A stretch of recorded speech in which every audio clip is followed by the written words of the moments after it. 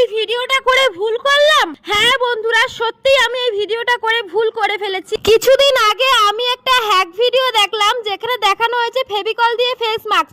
তো আমিও সেটা অ্যাপ্লাই করে নিলাম, এটা ট্রেন্ডিং এ চলছিল বলে। তারপর আমি 5-10 মিনিট ওয়েট করে নিলাম, কিন্তু ওয়েট করার পর কি জ্বালা পোড়া করছিল বন্ধুরা মুখের মধ্যে। কিন্তু আমি তো এটা কোনো মতেই ওঠাবো না, যেহেতু চ্যালেঞ্জ করেছি। সখানা পর্যন্ত ওয়েট করেছিলাম, তারপর দেখো সখানোর পর আমার স্টেজে কি অবস্থাটা হলো। তো আমার মুখে অনেক কিন্তু লোম রয়েছে ছোট ছোট।